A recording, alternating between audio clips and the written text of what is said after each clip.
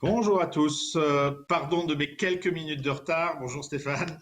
Euh, J'espère que tout le monde va bien. Merci infiniment de vous être connectés. Alors, je vous promets, j'ai mon masque à côté, mais pour parler, je le retire. Merci à tout Publicis d'être présent. Je crois qu'on est très nombreux pour ce moment important.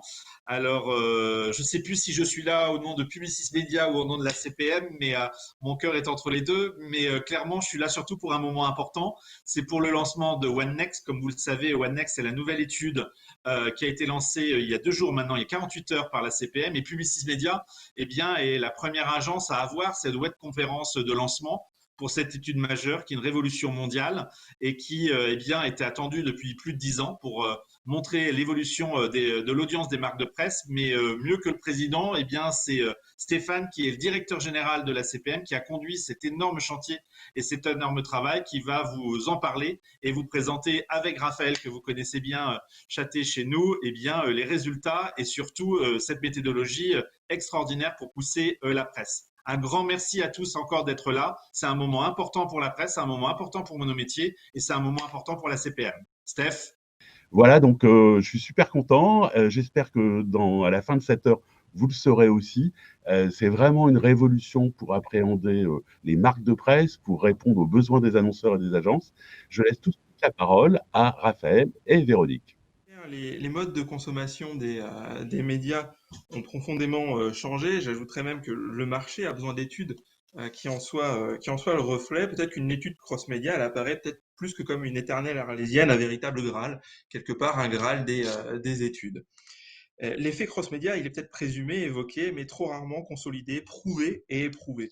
Mais si réussir à faire converger les indicateurs et les outils n'est pas chose facile, les initiatives à travers le monde se multiplient et les volontés convergent. Peut-être avez-vous vu dans l'actualité, le cross-média revient un peu dans l'air du temps, hein. Alors, il y a eu différentes annonces de la WFA notamment, qui est l'équivalent de l'Union des marques côté monde, pour poser les bases, les principes d'un projet de mesure cross-média. L'ISBA, l'équivalent de l'UDM en Angleterre, est également dans cette réflexion. En tout cas, quels que soient les marchés, on a une volonté d'avoir une vision consolidée, à la fois des contenus publicitaires ou éditoriaux. Et finalement, les marques de presse ont déjà depuis longtemps pris ce chemin. One Global ayant déjà fait ce choix de dédupliquer les audiences print et digitales il y a plusieurs années déjà.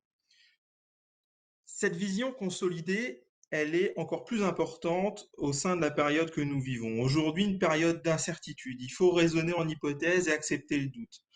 Les consommations des médias ne sont pas linéaires et ce que nous avons vécu ces derniers mois nous l'a encore montré. Il faut accepter de penser la complexité qui nous entoure, mais en même temps être à l'écoute et progresser de manière itérative. Et plus que jamais, durant cette période, les repères sont importants et les marques médias ont de la valeur. J'illustrerai mon propos avec une étude de Kantar qui s'attache à détailler finalement les taux de confiance et de méfiance vis-à-vis des médias. Cette étude a été faite au sein de 8 pays, et dans ces 8 pays comme en France, la presse est au niveau le plus élevé de confiance. Il suffit de voir plus récemment les audiences digitales des marques de presse qui sont très bonnes durant la période de confinement pour s'en convaincre. Presse écrite et online sont donc perçues comme étant les plus fiables et s'affichent comme des repères solides au sein de cette période. Côté études, c'est également cette période d'incertitude, elle va presque de pair avec une injonction de se réinventer. C'est l'occasion de se réévaluer avec des dimensions supplémentaires. Ce besoin de confiance, de repères solides. Et à mon sens, cela est traduit dans cette étude OneNext par 3 piliers. L'hybridation des sources, c'est la combinaison d'un panel single source de mesures passives. C'est une fusion à la fois avec les données de Médiamétrie Net Ratings et une fusion avec les données de TGI pour permettre une capacité de travail sur des ciblages attitudinaux et comportementaux. C'est une connaissance approfondie de l'ensemble des modes de consommation. C'est prendre en compte tous les développements des marques médias sur tous les supports. Et c'est aussi essentiel pour nous en tant qu'agence, affiner le média planning. C'est consolider la rationalité, renforcer les notions de base, notamment autour de l'occasion de voir, mais aussi de l'innovation avec une prise en compte de la temporalité. Et pour continuer sur un aspect média planning, le contact. Le contact, c'est pas qu'une exposition. Un contact, c'est finalement avec un contenu est à la base d'une chaîne de réaction, il est nécessaire et non suffisant pour susciter de l'attention. Et si cette attention devait continue, ça se transforme en intérêt. Du contact peut survenir l'émotion selon l'expérience vécue. Les marques médias elles bénéficient aujourd'hui d'une attention particulière de la part des Français, plus susceptibles encore de générer une émotion. Donc il convient d'enrichir cette notion de contact. Cette étude OneNext est aussi l'occasion de revaloriser la contribution des marques presse en apportant quelques indicateurs qui permettent de rendre plus tangible cet apport plus qualitatif. Merci Raphaël. Bonjour à tous. Donc en fait, on parlait de média planning et c'est vrai qu'on voulait s'arrêter sur deux bénéfices de cette étude, de cette nouvelle étude. C'est la capacité de ciblage et la maîtrise de la distribution des contacts du plan. La capacité de ciblage, il faut rappeler que OneNext, c'est l'étude d'audience média qui exploite le plus d'interviews. C'est 28 000 interviews avec 61 variables natives et 345 modalités qui permettent de créer des cibles très fines et avec une connexion à l'étude TGI, ce qui permet d'intégrer des critères démographiques et des critères comportementaux pour étudier la consommation des marques presse. En ce qui concerne la distribution, la maîtrise de la distribution des contacts, avant, quand Raphaël achetait Le Point, par exemple, qu'il le lisait 3 fois, me le passait, que je le lisais 3 fois, nous ne comptions que pour 2 contacts. Aujourd'hui, avec OneNext, cela comptabilise bien les 6 lectures, soit 6 contacts. Et cette mesure des lectures permet en fait d'avoir une connaissance de la vie du titre bien plus précise, c'est-à-dire qu'en fait on sait exactement comment se répartissent les lectures depuis la date de la parution de ce titre-là. Et par voie de conséquence, cela nous permet de maîtriser la vie de notre plan en orchestrant les insertions les unes avec les autres, avec une vraie maîtrise de la distribution des contacts, jour par jour et dans le temps. Donc une vraie révolution. Mais pour en savoir plus, je redonne la parole à Stéphane. Qu'est-ce qui s'est passé depuis 10 ans? Grâce à cette explosion du digital, en fait, nos modes de consommation de médias ont totalement changé.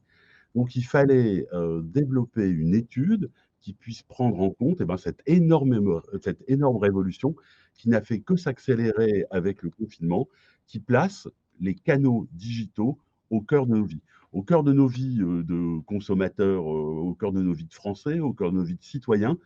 Je veux dire, le digital a tout changé. Il fallait une étude qu'il prenne en compte. Pendant la même période, les éditeurs se sont transformés. Il y a encore 10 ans, le print, le papier était central pour les marques de presse. Depuis, et à chaque fois qu'il y a eu une innovation, les marques de presse ont toujours été les premiers à l'exploiter. Les marques de presse, il y a un peu plus de 20 ans, ont été les premiers à développer des sites internet. À partir de 2007, des applis. Ces applis se sont transformées. On a aujourd'hui des podcasts, de la vidéo, des réseaux sociaux, de l'événementiel. Partout où c'est possible, les éditeurs utilisent ces nouveaux canaux pour développer leur contenu. Donc là aussi, il fallait une étude qui puisse prendre en compte cet énorme nouveau périmètre des éditeurs de marques médias. Donc, la vision et l'opportunité pour vous et pour vos annonceurs, que je salue, vous aviez besoin d'une vision globale des marques médias et des nouveaux usages. Alors, OneNext va vous apporter 4 grands bénéfices. Il y a vraiment 4 choses à se rappeler tous de OneNext. Ce sont ces 4 grands bénéfices sur lesquels je reviendrai tout à l'heure. Le premier bénéfice, c'est super important pour vos clients, pour vous, dans la construction de vos stratégies des moyens, c'est la connaissance la plus précise possible des Français. Donc, grâce à OneNext, vous allez déjà, puisque OneNext est disponible depuis hier, vous avez toutes les cibles possibles d'un annonceur sur leur consommation média, leur consommation produit, leurs attitudes et leur comportement. Deuxième bénéfice, c'est un média planning multicanal. Donc, de pouvoir prendre en compte dans sa stratégie média tous les canaux de diffusion d'un contenu et des messages publicitaires. Troisième bénéfice, que Véro a évoqué, c'est un nouveau média planning presse temporalisé qui intègre les reprises en main. Et je vous présenterai la méthode qui nous a permis, qui est totalement révolutionnaire, qui nous a permis de prendre en compte les reprises en main. Et enfin, quatrième bénéfice, ce quatrième bénéfice, c'est un petit peu pour ceux qui travaillent dans les médias depuis longtemps, l'Arlésienne, c'est la mesure du contrat de lecture. C'est pouvoir mesurer de la manière la plus solide possible, la plus quantitative possible, des relations entre une marque de presse, un lecteur et puis des publicités. Donc ça, c'est maintenant possible grâce à OneNext. Alors, OneNext, c'est une vision globale des marques à travers du single source. Je vais vous expliquer le plus simplement possible parce que c'est super compliqué. C'est des milliards de data, c'est de la modélisation, c'est de la fusion. Comment on arrive à suivre toutes les consommations d'un individu. C'est une innovation mondiale avec l'application Ma Presse en Moi, donc qui permet de connecter pour la première fois la presse papier avec ses lecteurs. Et enfin, c'est une étude exclusive, c'est un énorme échantillon, il y a 28 000 participants par an, donc qui nous ont permis de vous présenter les résultats que vous allez voir. Alors, pour développer OneNext, bon, on a pris ce qu'il y avait de mieux. Donc, on a pris Kantar. Kantar, c'est le leader mondial des études. On a pris Médiamétrie, donc qui est quand même la référence en matière d'études d'audience en France. Et puis le CESP. Le CESP, c'est le Centre d'études des supports publicitaires qui sont là pour valider, contrôler les méthodologies. Mais cela ne se serait pas construit sans les annonceurs et les agences. Donc pendant 3 ans, parce que OneNext, on a mis 3 ans à le développer, nous ont accompagnés tout au long du chemin les annonceurs, donc à travers l'Union des marques, l'UDECAM, donc autour de la table étaient présents en continu Véronique par exemple, Laure Debos, donc qui nous ont accompagnés, nous ont guidés par rapport à leurs besoins, tout ça à travers un club qui s'appelle le CRTM. Donc voilà pour tous ceux qui ont participé, qui ont vérifié, qui ont audité, qui ont construit OneNext. Donc, il n'y a pas mieux en France. Alors, c'est une étude unique parce que c'est une étude single source. Donc, une étude single source, c'est la capacité à connaître pour une seule personne toutes ses consommations médias à travers de la même base, le même socle. Donc, nous croisons tous les résultats des 28 000 interviewés avec l'Internet global de Médiamétrie, donc pour les audiences Internet, pour que vous ayez les mêmes références. Nous fusionnons avec l'étude TGI de Kantar Media pour avoir les attitudes et les comportements, les consommations des lecteurs. OneNext Influence, c'est la nouvelle étude sur les top 4, les top revenus. Donc là, c'est très important. Ça n'a rien à voir avec l'ancienne étude qui s'appelle Premium. Donc on ne peut absolument pas comparer parce que vous comprenez que les méthodologies sont totalement différentes. Donc comparer serait une grosse bêtise. Ce n'est pas possible de le faire. Donc OneNext Influence, ça va sortir le 17 septembre et vous verrez à travers ces résultats, il y a plein d'innovations pour mieux connaître ces cibles super compliquées qui sont ceux qui gagnent beaucoup d'argent, ceux qui ont beaucoup de pouvoir et ceux qui dirigent nos entreprises françaises. Et enfin, OneNext Access. OneNext Access, c'est pour permettre à un petit éditeur, des petits éditeurs, il y en a plusieurs centaines, d'ailleurs plusieurs milliers en France, qui n'ont pas forcément soit les besoins, soit les moyens de participer à une grosse étude d'audience, d'avoir quand même un profil sociodémographique pour chacun de leurs titres sur une lecture des 12 derniers mois. Donc ça, premier point, étude single source. Une étude exclusive, 28 000 participants, 4 publications par an. 28 000 participants, c'est un énorme échantillon, c'est évidemment représentatif des Français, dont 10 000 individus de top cadre et top revenus. Là, je veux dire, pour avoir vraiment la finesse nécessaire pour pouvoir, en particulier pour les budgets luxe, les budgets institutionnels, donc tous ceux qui recherchent à toucher ces populations très compliquées, à avoir le plus d'infos possible. Et ces individus sont interrogés entre 1 et 4 fois à travers un questionnaire audience. Donc là, ils répondent en ligne ou même parfois par écrit parce qu'il a fallu prendre en compte quelques découvertes. Par exemple, une découverte, je partage avec vous, c'est que pratiquement tous les Français sont connectés, mais ce n'est pas parce qu'on a un ordinateur qu'on sait bien l'utiliser. Donc il y a des populations âgées qui sont elles aussi consommatrices de produits, lectrices de presse. Donc pour ces cibles toutes particulières, donc pour qu'elles puissent répondre au questionnaire, on leur envoie d'abord le questionnaire papier et on les accompagne au téléphone pour qu'elles puissent bien répondre à l'étude online. Le questionnaire Médiamarché, donc là, à travers TGI, la mesure passive, là aussi, c'est une grande innovation, c'est qu'en plus de la fusion avec les données de médiamétrie Internet globale, Une grande partie de nos 28 000 interviewés ont accepté, bien sûr en respectant totalement toutes les règles RGPD, enfin, toutes ces nouvelles règles absolument nécessaires pour respecter le consommateur. Ils ont accepté qu'on leur pose soit des cookies, soit des codes SDK, pour qu'on puisse suivre en continu et qu'on puisse vraiment bien caler les résultats avec Internet global de médiamétrie. Et puis enfin, vraiment une très grande innovation, c'est l'application Ma Presse à moi. L'application Ma Presse à moi qui va connecter la presse à ses lecteurs pour la première fois dans le monde. Alors justement, c'est quoi une étude connectée? C'est quoi cette application? Donc on a développé une application, Ma Presse à moi. En parallèle, on a fait modifier un petit peu tous les codes barres de toute la presse française. On a fait même des codes barres, sur les titres qui n'avaient pas de code barre. Par exemple, un titre gratuit, un 20 minutes, ça n'a pas de code barre. Donc maintenant, il y a des codes barres. Les suppléments, les numéros spéciaux, je veux dire, ont tous des codes barres. Même certains titres qui ne sont pas à la CPM ont, maintenant des codes barres, donc pour qu'ils puissent être pris en compte dans l'application, Ma Presse à moi. Et une fois que vous avez téléchargé cette appli, donc il y a un peu plus de 5 000 répondants, qui ont accepté sur les 28 000 interviewés.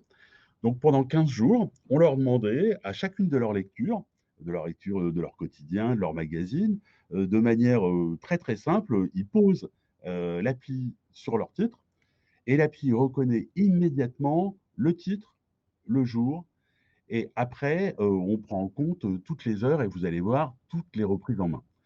Donc ça, à la fois pour, calculer les reprises en main, mais aussi pour mesurer leur relation au titre, leur relation au contenu et à la publicité. Alors là, par exemple, là, c'est un titre qui s'appelle, Maison à vivre. Donc là, c'était le 19 juin. On leur demande et on reprécise bien à quel moment ils l'ont pris. Donc c'était le 19 juin à 10h10. Est-ce que là, c'est la première fois que vous le prenez en main? Oui, non. Et tout ça, ça prend une vingtaine de secondes à répondre, donc c'est hyper facile pour justement, faire en sorte que pendant les 15 jours, ils répondent bien. On leur demande comment ils se le sont procuré. Donc est-ce qu'ils l'ont acheté? Est-ce qu'ils y sont abonnés? Est-ce que c'est leur société qui l'achète ou qui est abonnée? Est-ce qu'on leur a donné ou est-ce qu'ils l'ont trouvé, je sais pas, chez le médecin, chez le coiffeur? Et comment il y a des questions sur, comment, ils définissent leur lecture. Est-ce qu'ils ont confiance en ce qu'ils ont lu? Est-ce que cette lecture est jugée enrichissante? Et vous voyez, ils peuvent aller de peu à très. Est-ce que cette lecture est utile? Et est-ce que ça leur a donné envie de partager ce qu'ils ont lu? Des données sur le temps de lecture. Est-ce que cette lecture, vous leur donne envie ou plutôt leur a permis de se souvenir d'une publicité? Donc là, on leur pose la question: est-ce que cette publicité a participé à votre plaisir de lecture? Est-ce qu'elle a suscité l'envie d'en savoir plus? Est-ce qu'elle contenait des informations utiles? Est-ce qu'elle a attiré votre attention? Donc tout ça de manière super rapide, mais quand on prend 5 000 personnes sur 15 jours, ça fait pas loin de 60 000 jours d'observation. Donc c'est la première fois que des indicateurs qualitatifs comme ceux que je viens de vous présenter ont pu être quantifiés de manière aussi lourde, aussi globale, avec autant, de volume de répondants. Donc tout ça pour revenir sur les 4 grands bénéfices de l'étude. Le premier, et ça c'est vraiment la base de nos métiers, c'est la connaissance des cibles, la connaissance la plus précise des Français. Donc on intègre 3 sources, le prix, le digital et les consommations. Donc on a pratiquement toutes les cibles possibles d'un annonceur, quel que soit l'âge, le sexe, les devices utilisés, les consommations des interviewés. Donc Webnext intègre les consommations médias, les consommations produits et puis très utile, en particulier pour, les planeurs stratégiques, les commerciaux, ceux qui doivent comprendre les tendances, qui doivent, suivre au mieux, les évolutions dans les comportements, tout ce qui est attitude et comportement des Français et des lecteurs.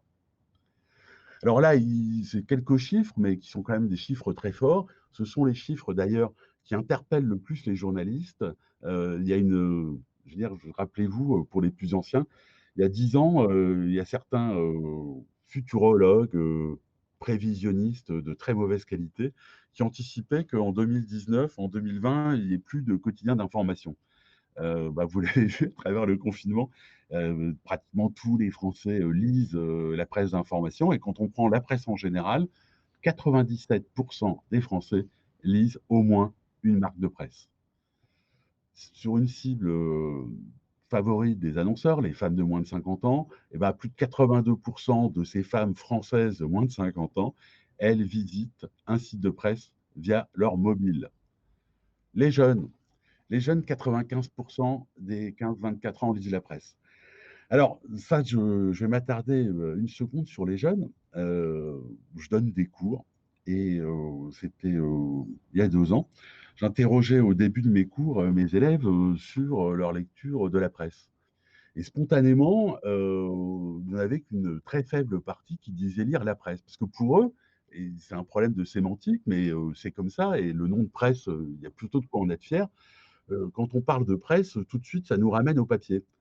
Et par contre, quand je leur ai demandé ce qu'ils lisaient, au départ, ils m'ont dit: «Bah non, je lis pas la presse», mais par contre, quand je leur ai demandé ce qu'ils lisaient, bah, ils lisaient Le Monde, ils lisaient 20 minutes, ils lisaient L'Équipe, mais ils la lisaient sur mobile. Donc, pour eux, c'était pas de la presse, c'était du média. Les jeunes lisent énormément la presse, pratiquement tous les jeunes lisent la presse. Par contre, il y en a de moins en moins qui la lisent sur papier et à leur immense majorité, ils la lisent sur leur portable. Et enfin, et ce chiffre ne fait que progresser, et c'est bien la force des marques de presse, c'est qu'aujourd'hui, elles sont devenues très, très majoritaires dans leurs audiences en digital. Alors, les consommations de produits des lecteurs, là, il ne s'agit pas de parler, vous avez tous les chiffres, d'un produit en particulier, de parler d'une marque en particulier, mais plutôt de vous montrer que grâce à OneNext et la fusion avec TGI Kantar, vous avez la possibilité du ciblage le plus fin. Pour chacune des marques de presse, vous pouvez avoir, pour les produits, de vos annonceurs, messieurs, mesdames les annonceurs, pour vos produits, quel que soit leur circuit de distribution, vous pouvez avoir, des indicateurs très, très forts, comme le pourcentage de lecteurs qui achètent, tel ou tel produit ou le pourcentage de lecteurs qui ne l'achètent pas pour pouvoir aller chercher, de nouvelles, opportunités de conquête. Donc, je veux dire quelque chose d'excessivement utile dans, le média planning. Alors, par exemple, des chiffres tout à fait d'actualité, les lecteurs de presse qui préparent leur repas à partir de produits frais, ils consomment des produits bio et ça de manière, très, très importante ou ils achètent des fruits et des légumes de saison. Attitudes et comportements, eh bien 50 des lecteurs privilégient les marques qui ont une vraie politique RSE ou 42 des lecteurs veulent que leur prochaine voiture soit une voiture écologique par rapport à 34 pour la cible ensemble. Donc vraiment, grâce à OneNext, je veux dire une précision, que vous ne trouverez nulle part ailleurs pour connaître les attitudes et les comportements des lecteurs. Autre très forte innovation, le media planning multicanal. Je veux dire cette puissance incroyable des marques de presse, elle se fait grâce au digital. Donc il était nécessaire de vous donner les outils, les moyens pour pouvoir, de la manière la plus fine possible, suivre les performances de vos plans à travers les différents devices. À travers, le papier bien sûr, mais aussi à travers les sites, à travers les apps. Donc tout ça, c'est possible grâce à OneNext et avant-dernière innovation, pardon, un média planning totalement unique. Imaginez un plan média, alors ça c'est totalement théorique, vous prenez du digital, du print pour, voilà un plan où il y a, des hebdos avec Télé Loisirs, des quotidiens avec 20 minutes, un mensuel avec Capital, un hebdomadaire avec Challenge, CNews. Et tout ça, vous prenez à la fois du print, du digital et vous allez pouvoir avoir au jour le jour les performances, les GRP cumulés, la couverture, la répétition, la distribution des contacts pour développer la stratégie des moyens la plus fine et la mieux mesurée possible, aussi bien mesurée que la télévision, par exemple. Dernière très grande innovation, c'est la mesure permanente de la relation au contenu à la pub. Donc, vous l'avez vu grâce à l'appli, Ma Presse à moi, donc 60 000 jours d'observation pour comprendre quelle est la relation réelle entre un lecteur, son quotidien, son magazine, le contenu de ce quotidien, ce magazine et la publicité. Donc, Webnext démontre, mesure la force de la relation entre un lecteur et son titre. Donc, il y a 5 indicateurs de valorisation pour partir de l'individu jusqu'à la marque. Je vais y revenir dans quelques secondes. L'attention. Donc là, on pose l'attention au contenu, à la pub. La confiance. Donc là, la confiance, c'est au support. Je veux dire, c'est au titre, à la marque de presse. Le désir, l'engagement et enfin la transformation par rapport à la pub. Alors, on en parle, c'est quelque chose de super important pour tous, c'est l'attention et sur une base aussi importante, aussi, vérifiée, aussi lourde, je vous affirme que, 90 des Français sont attentifs lors de leur lecture. Alors pourquoi? Parce que, bah, vous le savez tous, quand on lit, on fait pratiquement que ça. Les Français, on les force pas à lire, on les oblige pas à prendre un magazine, à prendre un quotidien, à prendre, leur smartphone pour, découvrir des résultats sportifs ou, des nouveaux produits, de nouvelles marques. C'est un acte volontaire. Donc quand c'est volontaire, eh ben, on est attentif et 90 des Français sont attentifs lors de leur lecture. La confiance. La confiance. Personne vous force, personne ne force les Français. Je veux dire, ils sont tous, intelligents, je veux dire, quand, ils prennent leur femme actuelle, leur marmiton, leur, magazine, de passionnés, s'ils le prennent, s'ils l'achètent, s'ils payent l'abonnement en ligne, bah, c'est parce qu'ils ont confiance dans ce qu'ils lisent et à 88 ils ont confiance. La désirabilité, c'est le fait de trouver la lecture enrichissante, utile, agréable. À 98 ils trouvent cette lecture, enrichissante, utile et agréable. L'engagement, l'engagement, c'est, la faculté, de partager. Pendant le confinement, ben, on a tous partagé et on a tous posé à nos copains, à nos amis, à notre famille, quand on partageait un article, une info, il y avait une question: «Mais ça vient de qui?» Et bah, quand ça vient de la presse, on a confiance. Quand ça vient d'une marque de presse, on a confiance et on partage à 72. Et enfin, sûrement le chiffre, le plus important par rapport à vos métiers, dans un monde, du retour sur investissement, de la mesure de l'efficacité, 32 des lectures donnent envie de passer à l'action, d'en savoir plus ou de préparer ses achats. Donc la presse, elle a, par rapport aux marques, par rapport aux produits, une double vocation. D'abord, il y a les articles. Je veux dire, c'est le seul média qui parle des marques, c'est le seul média qui parle des articles, des produits avec, autant de travail d'investigation, de découverte et puis il y a la pub et en fait, ce mélange, de rédactionnel et de publicité et bah, ça fait en sorte que, bah, la publicité en presse, elle donne envie d'en savoir plus. Elle donne envie d'aller sur le site, d'aller dans le magasin, de préparer ses achats et d'acheter. Et toutes ces étapes, en fait, chaque étape booste la suivante. Plus on est attentif, plus on a confiance, plus, on trouve la lecture enrichissante, plus on a envie de la partager et plus, enfin, on a envie, de passer à l'achat, de passer à la découverte du produit, soit online, soit dans le magasin.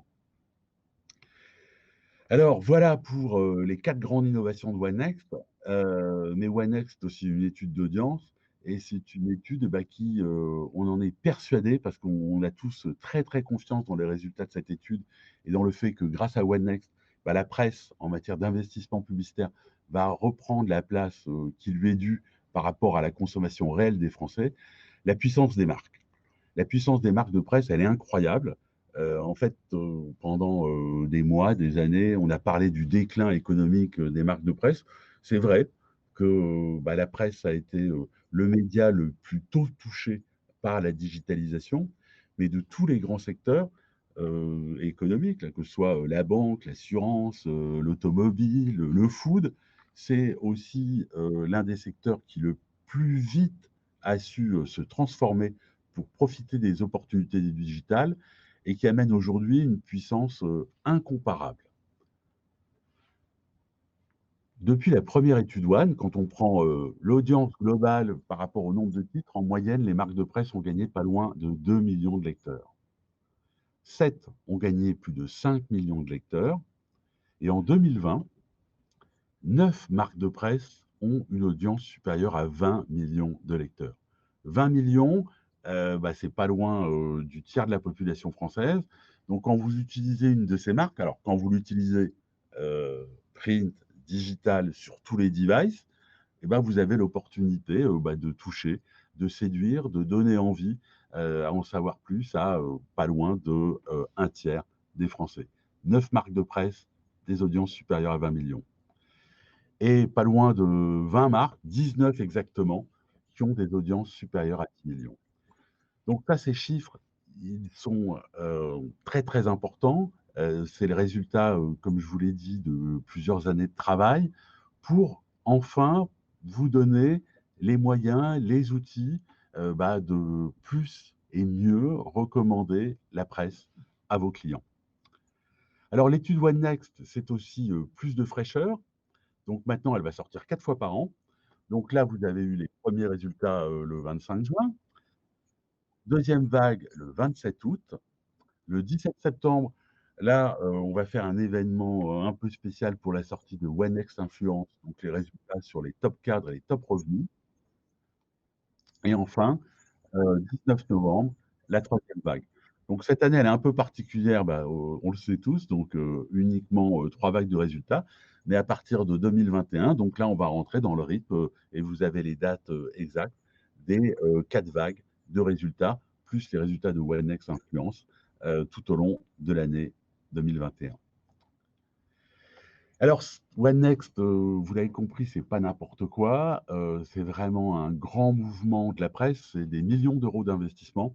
Une étude comme celle-ci, c'est très, très cher, parce que ça doit être, excessivement fiable, parce qu'on a développé, je vous les ai présentés, une somme d'innovations, de nouvelles technos, de modélisation, de fusion incroyables. Donc il fallait, une campagne pour porter, ces résultats. Donc tous les éditeurs français, je dis bien tous les éditeurs français, ont décidé, de remettre les pendules à l'heure, à travers, une signature, qui est une signature interpellante, qui doit vous interpeller vous, agences et annonceurs, qui est: «Intéressez-vous à la presse, les gens s'y intéressent». Avec, du digital et du print et 4 grands visuels. Le premier, qui est le plus grand, là, que je vais vous lire si, sur vos écrans, vous n'y arrivez pas. L'avantage d'un bon article, c'est qu'il fait du bien à tout le monde. Un article de presse en ligne est partagé en moyenne 7 fois. Intéressez-vous à la presse, les gens s'y intéressent. Les jeunes passent trop de temps sur leur portable? Mais s'ils lisent la presse, est-ce vraiment trop? 95 des 15-24 ans lisent la presse. Intéressez-vous à la presse, les gens s'y intéressent. Vous n'allez pas le croire, mais les gens croient encore en quelque chose. 84 des lecteurs font confiance à la presse.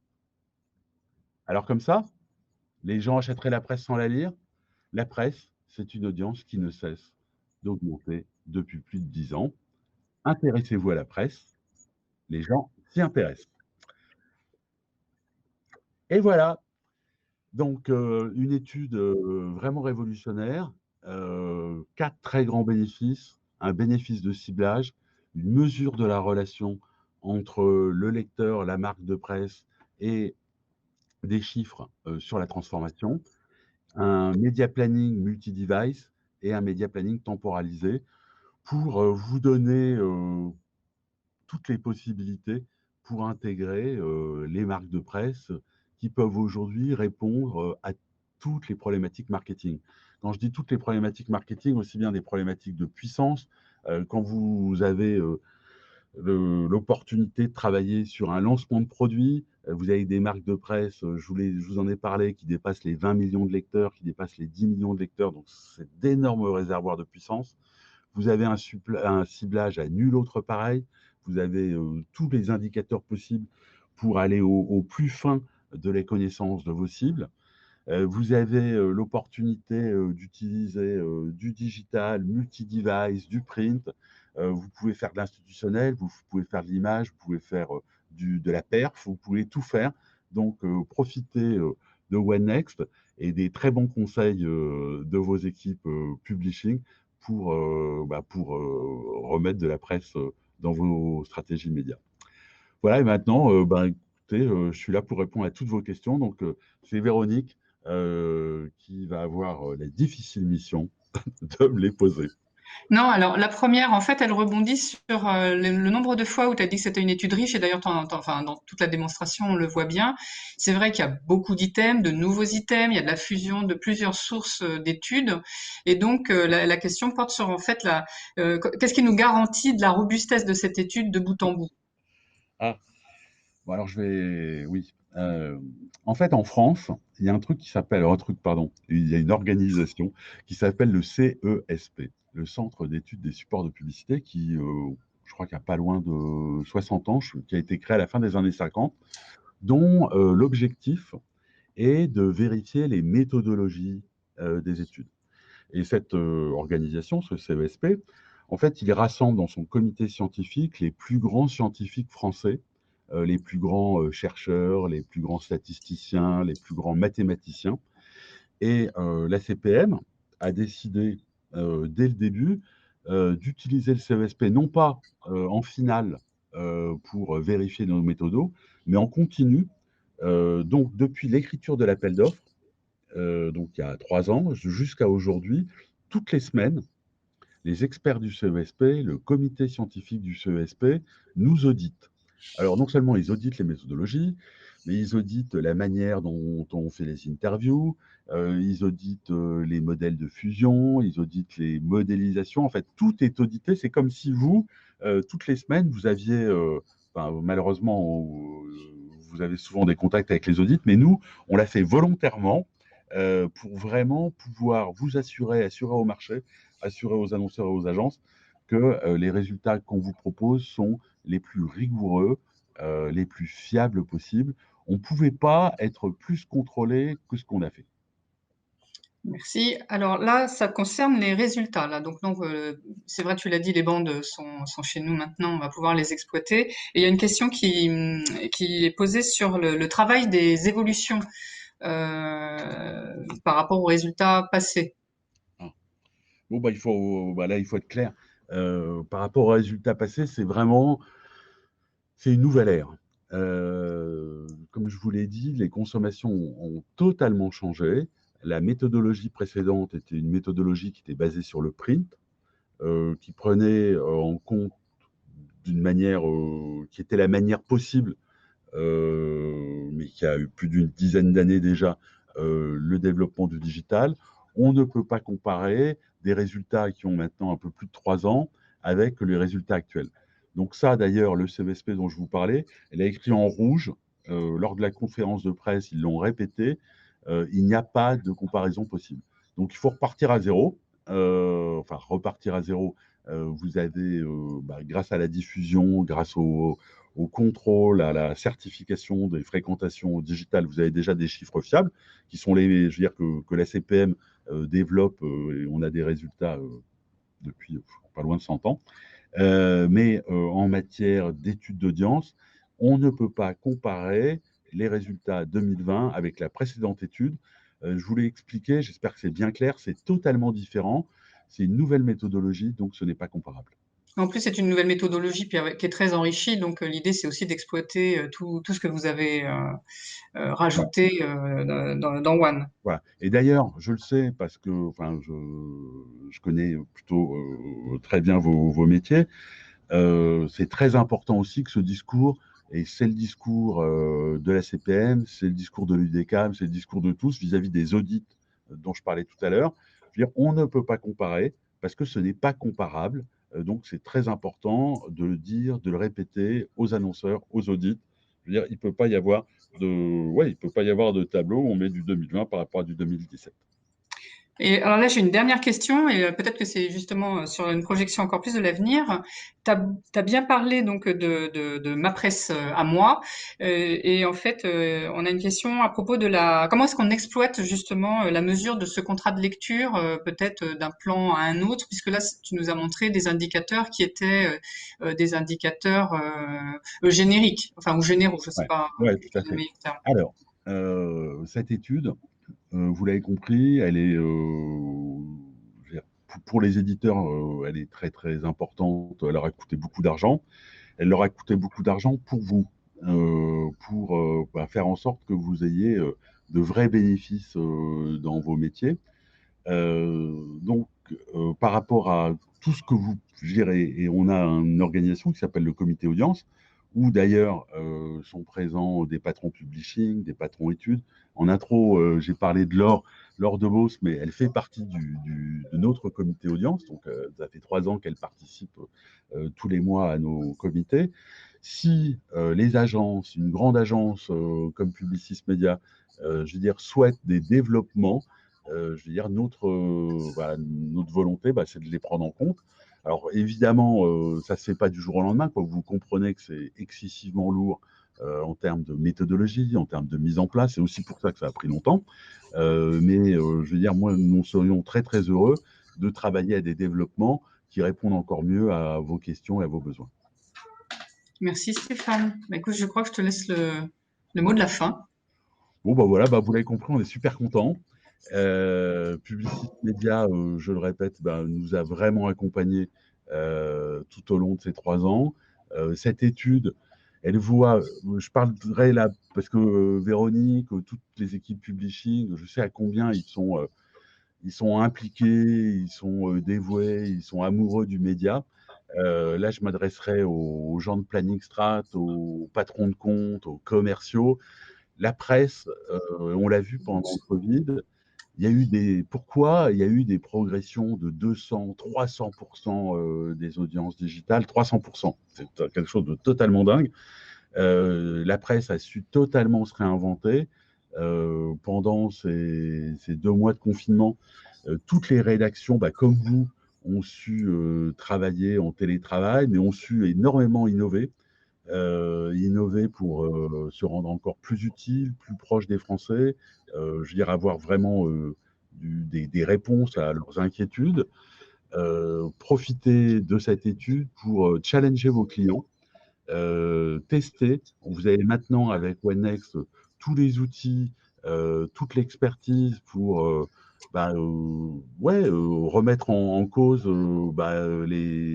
les attendus, remettre en cause le mix TV digital, remettre en cause ce que vous faites depuis longtemps. Vous le faites très bien, j'en doute pas, mais vous avez vraiment l'opportunité, les moyens sur toutes vos problématiques marketing de questionner les marques de presse et puis à vous, bien sûr, en professionnel, de comparer les réponses.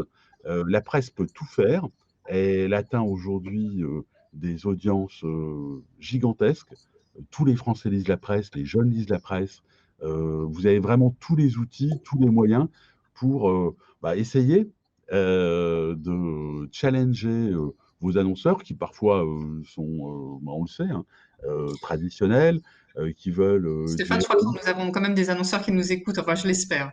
Oui, tout à fait. Mais, messieurs et mesdames les annonceurs, je le sais pour vous avoir beaucoup conseillé. Il y a parfois des pressions pour du résultat immédiat.